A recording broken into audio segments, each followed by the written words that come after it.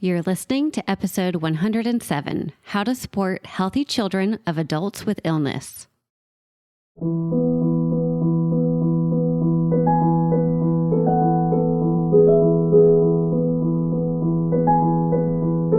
Hello, my friends. I hope you're having a good day. It's going to be a good one if you've turned on Child Life on Call because you get to meet Julie May. Julie May has been a child life specialist for almost 20 years. She is the mom to 4 kids. She is hilarious. She restores furniture. There's really nothing that this woman does not do. And today she talks with us about how to approach and support and talk to kids who have an adult in their life that has an illness. And she talks about what Wonders and Worries does and what's accessible for families today that you can literally get support anywhere in the United States completely for free. So anyway, you're going to want to listen to this because she also talks about how to read child cues based on their development, like how to know if you've taken the conversation too far or if it's time to play or whatever kind of intervention. She is a wealth of knowledge, and I am so glad she's here today.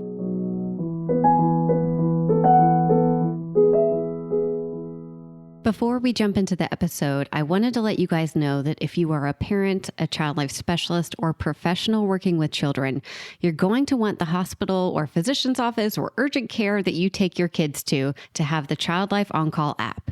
It is an evidence-based tool designed to empower children and families during medical experiences. And 100% of the child life specialists who have used this app believe that it can help with expanding child life's reach beyond the bedside. And 100% of child life specialists believe it helps parents feel more empowered in their child's care. Learn how to get the Child Life On Call app for your facility or doctor's office by going to childlifeoncall.com/partners. Why don't you start off just telling us a bit about who Julie May is, what your work is doing, a little bit about your personal and professional life and background? Absolutely. So I am so excited to be here today. Yay, me too.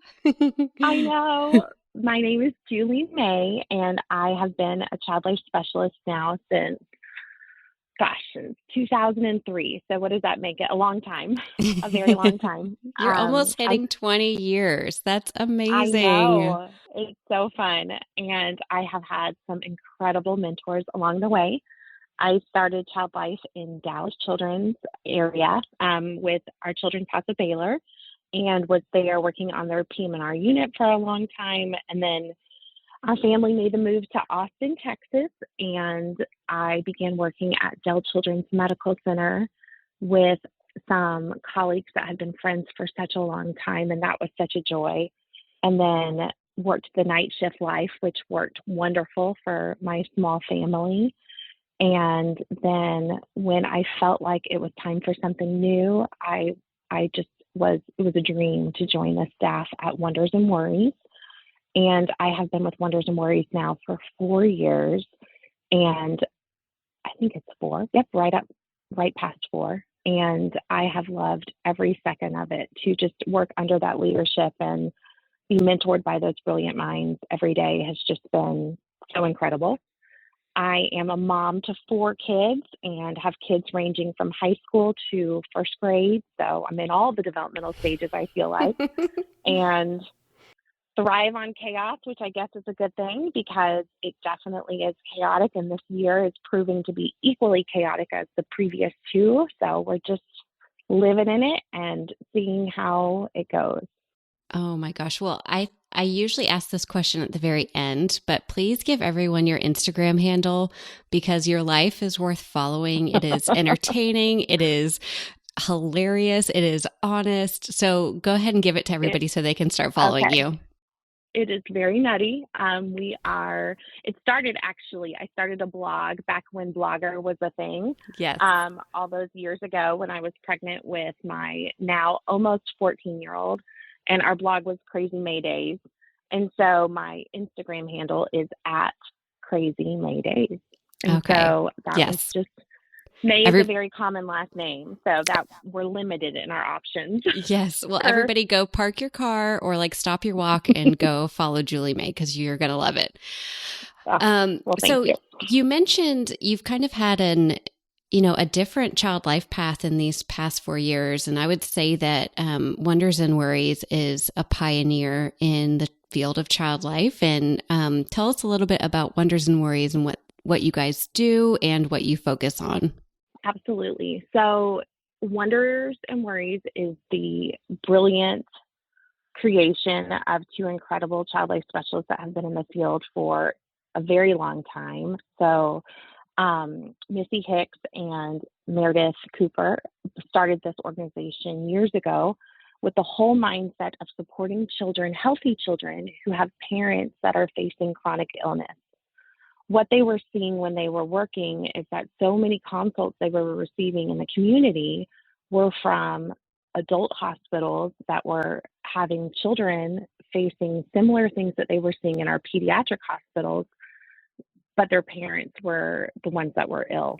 And so the whole goal behind Wonders and Worries is to provide that level of support for families and to provide that level of family-centered care so that we can really work on supporting everybody in a way that they feel like they understand illness.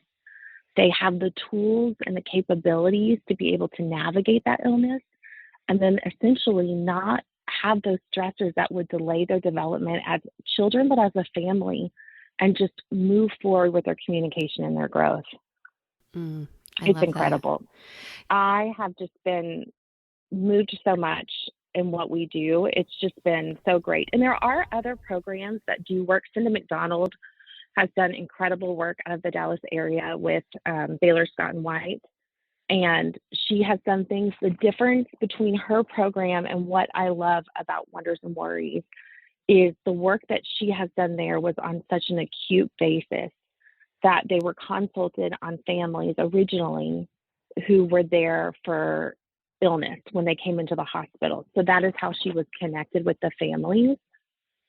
Our families connect to us through referrals from in the community. So it means that we are not meeting families sometimes when they are in the heart of end-stage illnesses, and we get that time, which I feel like is the best gift that you can give to a family, especially a family that is looking at a long journey, is that gift of time.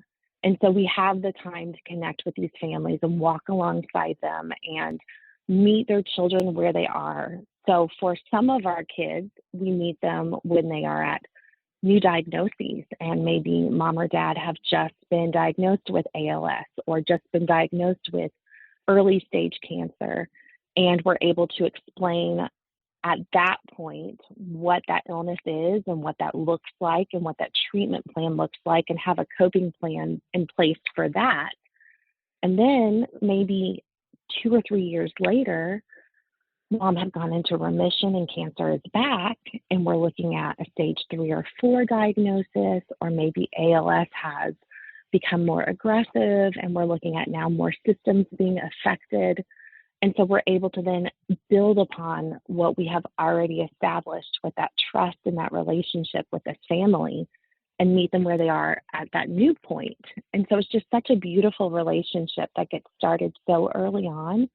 And it's just really an honor to be a part of it. I can't think of any other. I'm so humbled by the work that we get to do with these families. That's just amazing. And it kind of reminds me of, I'm building this mobile app, Child Life on Call. And the idea is that like all families have access to this foundation of information and tools so that when you're thrown in the trenches, you have something to lean back on. And it really sounds like that's exactly what Wonders and Worries is that because you get to meet families closer to the beginning and not in the midst of trauma, which I know you probably do sometimes, but you're just able to give these kids skills for life and family skills for life. And one question I have for you is, as a parent, you're like, I don't want my kid to have to worry about my illness, right? They need to go live life. These kids need to go experience and not have to worry about adult type things. I hear this a lot from families. And I'm wondering, what is your response to that question for parents who are coming from a place of protection? What do you want those parents to hear? I get that. That is probably my number one question that I get with parents, my number one concern, especially when I'm first meeting them. And actually, Kim Fryer, I think, has the most beautiful way. She kind of explained it to me early on when I was first joining the organization. And I love the way she explained it. She kind of, when I meet with families, I sit down and I say to them, first of all, I connect with them and let them tell me about their kids. Hearing a parent talk about their kid is a window into that world. I think that there is no better way to learn about a family than to listen to a parent gush about their kid, just to get to see them through their eyes. I love that about Wonders and Worries. We have that time. We're not doing a quick rush prep before they run to surgery or meeting a family when they're in the trauma bay and we're doing end of life care. Like, we have that time to get to see their family. And even though they might be in a horrible new diagnosis or in the middle of an awful, grueling treatment, when they get to talk about their kids, they light up like that. That's their joy. And so we get to get them to share their joy with us, even when they're in their hard. And so that to me is so wonderful. When they share that, then we're able to say, your child sounds so insightful, or your kid is so bright. What that tells me is your kid also is so intuitive. And then we get to explain to them how kids work. You know, our kids pick up what's happening around us. When a mom is stressed, a baby, it recognizes that the mom's heart is beating faster. If a mom is or a dad is having conflict, you might notice that through your toddler acting out or refusing nap. And we can kind of bring it back to that place of development and say, even in those moments, your child doesn't know what's going on, but they're able to pick up these cues around them. And so we say that even though your child may not know that you have cancer and they may not know that's what it's called, they know that something is going on. And so what we want to do is we want to give them the words so that we can take the fear out of what that is.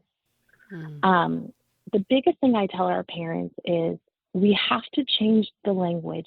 You are not giving this hard to your child. The illness is the hard for your family. And unfortunately, we can't take that away. But what we can do is give these tools that can help your family be able to carry that. And so to help them kind of understand that, I give them this imagery, which I think is just so beautiful. And this is what Kim had shared with me, which I love. We talk about when we're going on a vacation, and we talk about this concept of packing for a trip.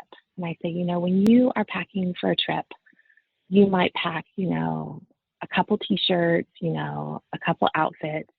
You might pick, you know, just a medium-sized bag if you're going on a weekend getaway. If you're my teenage daughter, you might pick a bag as big as our house. It varies by the person. If you need 18 shoes, you know, you do you. But if you're packing for your child, you're not going to pack the biggest suitcase in your house. You are going to pack a small suitcase because they have tiny T-shirts and they have little shoes. And the goal of Wonders and Worries is not to give them information that is so heavy for them to carry that they have it in this big suitcase. We want to give them information that is child-sized, that they can carry in a suitcase that's appropriate for them. And what happens in our medical community, while they are brilliant with supporting adults, so many of them are not trained in giving information at a child-size package. And so that is what, as child life specialists, we just excel in. We are experts in providing language for kids and information in a child-size package.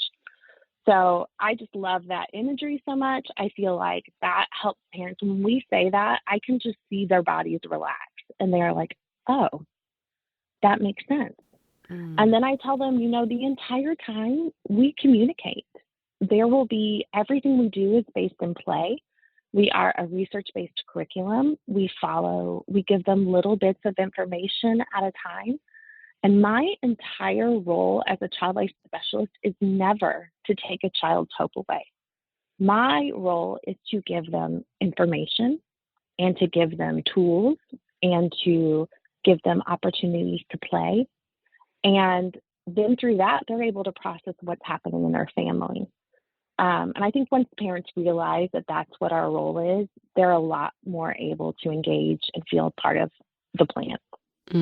Wow. It's such a gift that you have that time with families to Yes, explain all of that, because what what I feel in the hospital is I just don't have that time. If I could sit down I and know. say for 5 minutes even, Yeah. we usually have such short amount of time. So what an And I can important appreciate that. Yeah, I've mm, come to mm, it. It's interesting. So, coming at it from just my background. So, when I was in Dallas, most of our kids that were in our units were there for 8 weeks if they were on our coma care path, or they were there for at least 6 weeks if they were on our TBI care path. They were there a long time. And so we really got to know those families.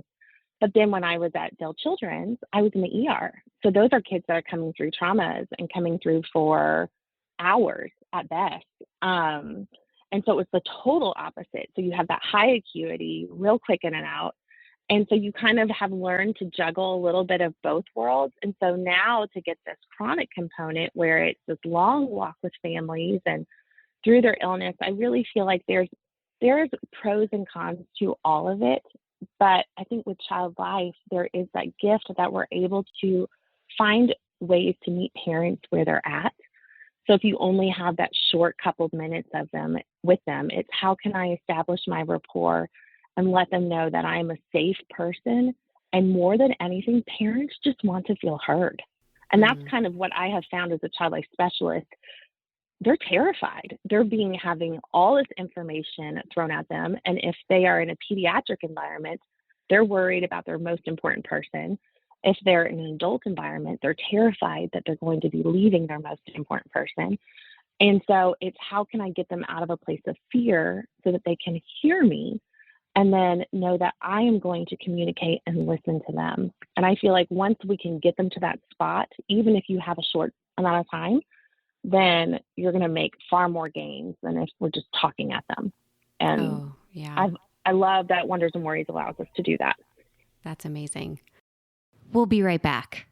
We are sponsored by Magic Mind. I am such a coffee person. I enjoy the taste and the smell in my morning routine. But the truth is, I go beyond that 1 cup of Morning Joe, and my 2 to 3 day cup habit is expensive and not that effective in the long run. Thankfully, Magic Mind has come into my life. It's a small green shot-sized drink of all natural ingredients like adaptogens to decrease stress, nootropics to boost blood flow and cognition, and unlike regular energy drinks, Magic Mind has minimal caffeine, all of which comes from matcha. After a few days in a row of drinking Magic Mind, I notice I have less brain fog and feel more productive without an afternoon slump. You can try it and get 20% off Magic Mind by going to magicmind.co/childlife and using code CHILDLIFE. If you are looking for a way to make a child in your life smile, then you have to go to smilemakers.com and go through all of the must-have toys, stickers, and prizes for kids. You'll find everything you need to make the hospital, waiting room, or even your own living room more fun with games, crafts, and prizes for every occasion. I also have very good news for you because when you go to smilemakers.com and type in OnCall20, you will get 20% off with no minimum order required. So stock up on bundles made specifically for hospital procedures and therapeutic play, and make these already very affordable items more affordable with OnCall20. That's smilemakers.com and OnCall20 for 20% off your entire order. So if you could tell us, what are some things that parents should look for? So when you say you give tiny bits of information, what are you what kind of response are you looking for in children to show they're either able to handle more information, or it's probably time to, pivot and bring up another topic? What kind of cues are you looking for in kids? Well, it kind of depends on their developmental level. And so I even tell parents don't focus as much on the age, because I have my son has always been such an information seeker. So he is my kid that wants all the information. And so at a younger age, I feel like he developmentally could handle more information. So really bring it back to your child and say, okay, this kid wants to know all the things, has all the questions. But then also think a little bit, how does that age factor into it? If this is a really young child, you're looking at a really small amount of time. If you're looking at a toddler, you're going to want to have tiny bits of play where you can just infuse it in. More play, less information. So I would say what I really am looking for when I am doing any kind of prep with kids or talking with kids is looking for the cues where if they are wanting, one, if they're asking to go play something else or to stop talking, you always want to you always honor that. That is a child saying, I need a break. And 100%, you say, oh, it sounds like we need to take a break. Let's do something else. And that is okay. You go back to that conversation at a different time. I have found that for some kids, it is when they will abruptly change the subject and they keep trying to change the subject. That is their way of politely trying to say, I've had enough. For other kids, it might be for older kids, it might be that they either completely start to shut down and pull back. And if that's the case, then that's where you can say, you know what, like, we can take a break if you feel like you want it. I always bring it back to choice. I feel like there is a lot of power with choice, and especially for older kids, for all kids, but for older kids, letting them feel like they do have that voice in what information they want to know and that control. I feel like it goes a long way with helping them with their coping. So those are kind of my biggest things. More than anything with parents, I always tell them before you even talk with your child about any information regarding your medical needs or someone they love's medical issues, first of all, come up with a plan. And it's a very loose plan, but kind of come up with a plan of how you envision this conversation going, but also know that it probably won't go that way. And that's okay. I always have parents kind of talk through in their mind how they would like it to go, but then also recognize what their triggers are. Because for a parent, it is very difficult sometimes for them to be comfortable with displaying emotion in front of their children. And when you're talking as an adult about your own illness, that happens. And so, especially if it's a new diagnosis or if it's an end-of-life diagnosis, to have that difficult conversation naturally does evoke emotion. And so parents having that space to know that this is my hard line. If I need to take a break too, I need to be able to end this conversation, and this is my transitional activity, or this is how I don't want to go here today. And so if we start to go here, this is how I'm going to transition away from that. So that's the plan that I like to have with parents beforehand, so that they feel like they have their emotional level of support before they even go into this conversation. It's kind of that whole concept of in a plane where you have to put your oxygen mask on first before you can put on your child. You need to have that plan. You need to have that plan on how I'm going to take care of myself in this conversation before I can have this conversation with my child. I always also like to reinforce with parents before they even talk with their kids that emotions are okay and no emotions are okay. So for the kids that are very tearful and emotional and huggy and cry, they haven't broken their child. Their child's emoting, and that's an okay thing. Emotions are allowed. I would be sad if I would cry if someone told me my mom had cancer and I am 40 years old, and that's allowed. We're allowed to have those feelings, and that means that that child feels safe and trusted to share those feelings with their adult person in their life. But also for the kid that does not cry or does not show emotion, that doesn't mean they're not hearing the information, and it doesn't mean they're not processing the information. It just means that they're holding it close, and that maybe they're going to share it in a different way. Maybe they're going to go draw it out later, or maybe they're going to go for a run, or maybe they are going to, go take a shower and have that private moment to feel those feelings, and that all of that is allowed too. Maybe they're going to hear that emotion and then say, oh, cool, can I go play on the playground? Or you want to go play tag?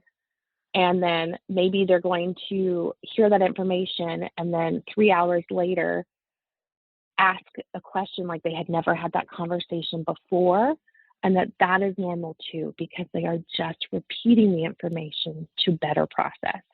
And so for those parents, I know that so many of them do know that, but when it's hard information, you kind of start panicking like you've done it wrong. Mm. And so to have that preparation with a parent is so important. And we know that as child life specialists, but when you're outside of the hospital setting, it's easy to forget it. And so having that space to prepare a parent and have a preliminary conversation before they even talk with their children is huge. And I know that we're not always gifted that in the hospital, but it's nice to be able to have that with Wonders and Worries. What do you tell parents when they say, well, what if I start crying in front of my child? What if I lose it? How isn't that going to make my child feel worse? And absolutely not. I mean, not absolutely not. I tell parents. I get it. Okay, good. I tell parents emotions are absolutely fine. Here's my little self-check that I tell parents. If you get to a point that your child is having to comfort you, then it means that it is time to take a pause. Mm. Because if a child has had to take on the role of comforting the parent and not able to have their own emotions, then it means that we need to take a pause. And that's an easy thing to check. Like, it's one thing if you guys have a hug, but if your child is like, Mom, it's going to be okay. Mom, don't worry. We're fine, Mom. It's going to be okay. That means that your child is feeling stressed, and it is time for them. They have moved into a role of comforter and provider. And while that is very tenderhearted and very sweet, we don't want a child to have to take on that role. Mm-hmm. We want a child to be able to stay in a childlike state. And so that means that it's time for a parent to take a moment of self-care. And nothing wrong has happened. It's not that a parent is in the wrong for having big feelings, because this is a hard time in their life. We love tag team approaches. If there are two adults that can be a part of this conversation, it is always so much better. Sometimes that is not the case. But if it is, it really does help, because then you can have a person that can tag in if one of the parents or one of the adults is having big feelings at that moment. Mm. And when we have that opportunity, it's so beautiful, because then it's just an easy conversation back and forth. And that parent that maybe started the conversation knows that they have that level of support from another adult the entire time.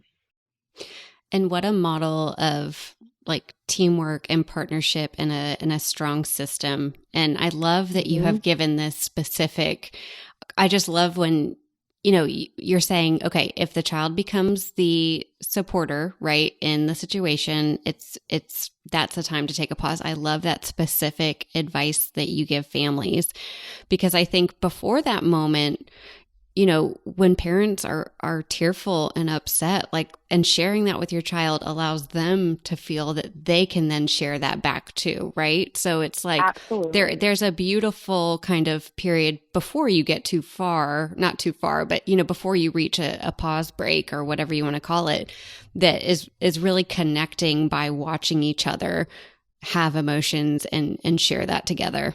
100%. Yes. Mm. So if, oh gosh, I hate that these are short little peanut episodes, because I feel like we could talk forever.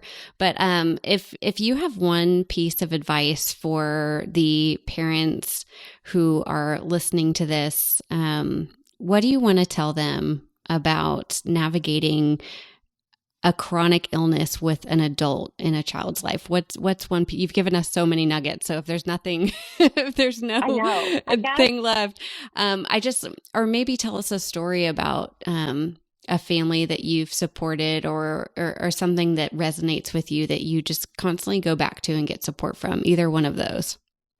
I guess I have the best example for me is a story of why it is so important to talk about kids, about illness. I had a family that was very resistant to talking to their child about illness.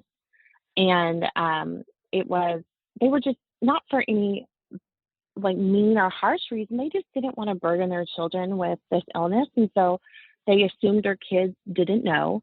And mom had cancer. It was a new diagnosis. It was aggressive cancer, cervical cancer. And oftentimes with cervical cancer, when you're going through treatment, you don't lose your hair. And so they were knowing that was not going to be an obvious side effect. And so they were kind of hoping that maybe they could go through treatment and not have it be known. And we were getting there and having those conversations, because with Wonders and Worries, it is part of our program that we really need to have the parents have those conversations. That's part of our program. And we were getting there for sure. But and this was very early in our program. And the school counselor was calling the parents and saying that their child was freezing at school. And they said that's really the best way that we can describe it. He keeps freezing up at school. And he was in second grade, and the parents thought, well, maybe he is having headaches or feeling nervous, or maybe he is having seizures, and they started worrying that he had his own medical issues going on. And so when I met him at Wonders and Worries, and we were playing in the fire station in our playroom, he said that there is a fire truck right by his school. And he said that every time the siren goes off at school, he hears it and he thinks they're going to go get mommy. Mm. And so here he's freezing at school. He's having a physical reaction to hearing an ambulance just go by the school. And he is away from mom, and he's thinking, they're going to go pick up my mom, and she's not going to be there when I get home. And mom and dad haven't even talked to him at that point about her being ill. So he had picked it up. He knew she was ill. He knew what was going on. He didn't know what it was, but he knew it was something that she would need to go to the hospital, and the ambulance is what takes you to the hospital. And so in his childlike mind, he was able to put ambulance sound, they're going to get mom, I'm at school, she's not going to be there when I get home. So he was thrown to this state of childlike and imaginative anxiety. And it was unnecessary, because once the parents were able to have that conversation and say, oh, this is what our plan is. If mom has to go to the hospital, grandma is going to come and pick you up. And this is what that plan looks like. And Mrs. Freedy, your counselor, is going to come talk to you, and she's going to let you know, and you will not come home to an empty house. And once that plan was in place, he stopped freezing at school. Never again did he have a freezing incident. So it just goes to show that some of the ways that we think that kids are okay, they may be processing and taking it to a place that is so scary for them, when really a little bit of communication can help alleviate so much stress. And so what we thought would be so scary, which was mom's cancer, was really his scariest part is who's going to be there when I get home from school, because if mom's not there, I'm going to come home to an empty house. Like, that was scarier to him than mom's cancer. So it goes to show that talking to children and having somebody who is an expert in child development to help guide you in that is such a beautiful thing. And it's a tool that is going to just help bridge that component of illness. And I feel like if you're feeling anxious about it, that is normal. So ask questions, and don't feel bad about asking questions. If you are feeling unsettled, ask the healthcare provider, ask your child life specialist, can you explain this again? Like, why do we need to do this? I'm feeling uncomfortable about this conversation. Can you explain it to me again? And I guarantee you, they never mind explaining it again, because we want our parents to feel empowered and comfortable with having important conversations with their kids. Oh, totally. Yeah. That is such a wonderful story, with a wonderful ending, of course, about him being able to verbalize his fear, and about community, the counselor looking out for him. You know, I love this message of, like, your child is not alone in this. Your family is not alone. There are people in the community, Wonders and Worries, your school guidance counselor, your teacher, who are there to look out for our kids. And that's so important. And even more so, I would say, you know, parents, if there is something going on, of course, contact Wonders and Worries and see what they can offer you, but stay in contact with your child's teacher and have them be an extra set of eyes, or the school nurse or the guidance counselor, whoever it is in your child's life. There's a team of adults that are there to support your child. And I think it's important to remember that because it can feel really isolating. Absolutely. Well, thank you so much, Julie. This was so helpful, so important to hear. And if people want to see Wonders and Worries or maybe get involved, support, use your resources, how can they go about doing that? Do they have to go through a community organization, or can they book online directly with you guys? It is amazing. It's so exciting right now. They can actually go straight to our website, wondersandworries.org. And they can make a referral right there. On the upper tab, there's a place to make a referral. We recently just we're opening our Houston office. So we now have an actual office in Houston, San Antonio, and Austin, which is an incredible reach. But then also we do have a helpline. So we provide national support for everybody in the United States. If you know of anybody who has chronic illness, who has ALS, cancer, heart disease, diabetes, fibromyalgia, and that adult is struggling with how to have that conversation with their child or a child in their life, you can call that helpline, and a child life specialist will be on the other end of that call to help guide you in that conversation. It's awesome. Oh, and wow. Then, and what does that cost for families? Is there a price? It's completely free. Amazing. We are a nonprofit. It is a completely free resource. And we would love people. The number is on the website. So if you go to the website, you can see it. I'm looking to see, I wish I had that number memorized. I don't. Let me look it up and see. I mean, you can edit this part. Yeah, I can include it in the show notes for sure. Okay. So we'll have that there. And the hours and stuff. But then also we do have a registered provider program. So we have different child life specialists and social workers and therapists who have taken our registered provider program all over the country. And they actually are trained by our team and our curriculum, and they do our program where they live. Amazing. So it's incredible. So if you call that helpline and there is a registered provider in your area, we can help connect you with them, and they can actually get our Wonders and Worries curriculum where they live. So it's awesome. Wonderful. Well, thank you so much for your time. And this was just so informative. And I appreciate all that you do. And I know so many of families have been impacted by your work. And in 20 years, it's just probably amazing to see the waves that you've made. So thank you for all you do. Oh, thank you so much. Yes. I loved being here.